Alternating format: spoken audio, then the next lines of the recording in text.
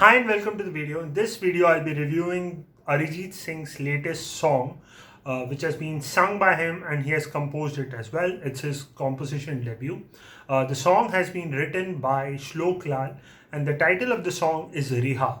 But before we get into the review, I request you to watch this video till the very end. If you like it, please leave a like. Check out other stuff on my channel. If you like any of that, please consider subscribing. If you want to tell me anything at all, put that in the comment section down below. I'll get back to you as soon as possible. Now let's get right into the review. Let us talk about Arijit Singh's singing first and let's get that out of the way. So as we all know, there's no need to say it, but he's probably the finest singer in the country right now with respect to his vocal ability and also the success he kind of got.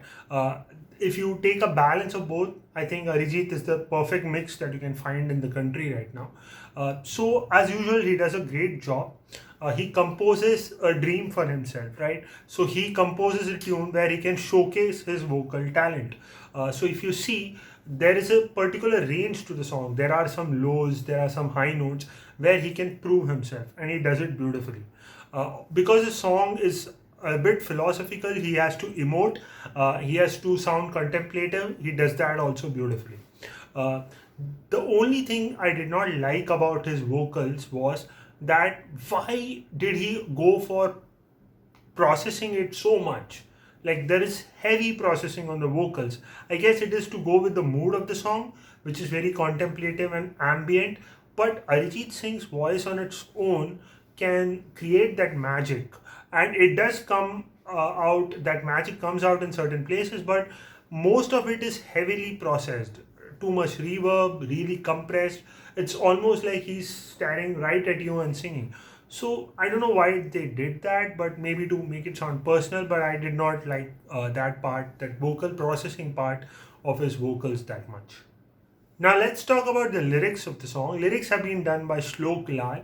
I really love the lyrics, although I didn't get the exact meaning of the Bangla rap portion, but the Hindi lyrics were really beautiful.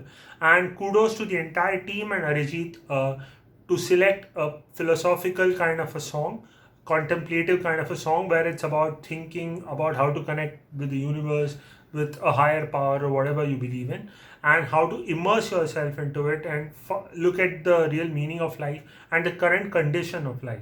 So I really like the lines where he went, "Jaye na khalipan mera, मुझ में समा जाए and कर दे रिहा." So it's your freedom also kind of you get only with coexisting. There's nothing good about being lonely. And even though in this world we are all moving at this pace, but each of us is still kind of lonely. So the concept, the lyrics overall were absolutely marvelous and a great effort, because usually in even in independent music you only get that boy girl romance kind of song. So thank God and thank the team for not doing the same thing again and letting us hear something very fresh and something very different. Now let's talk about the composition and the production of the song. The composition here is really straightforward, simple. The rap portion comes as a bridge, otherwise it's like a verse chorus kind of a Western format.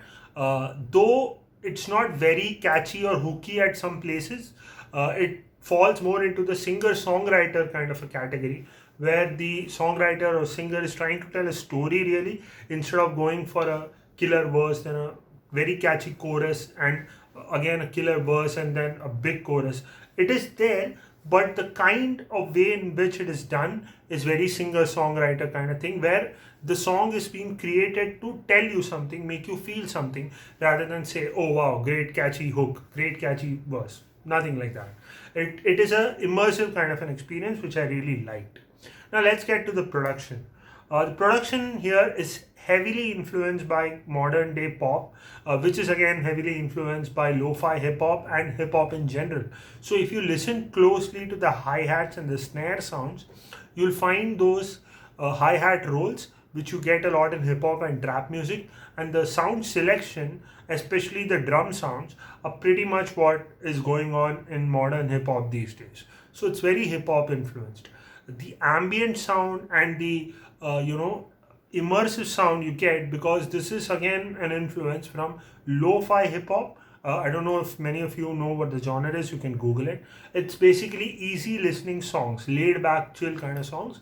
So these pads and synth, which make you feel very ambient, are from there. So one thing that I didn't like in the entire production is that although it follows a traditional verse chorus format and correct like bookish principles of arrangement, where you begin with very less instruments, very sparse, then you keep on building to a heavy chorus. That's all fine. But if you really listen to the last chorus where he says Kar de Rihaa, the instrumentation is so much that the voice somewhere gets drowned in that. Maybe people like that. I didn't care much for that part, but apart from that, the entire production is really, really good. There is a flute interlude, which is, according to me, the only Indian influence in the song. The rest, entire production is pretty much Western.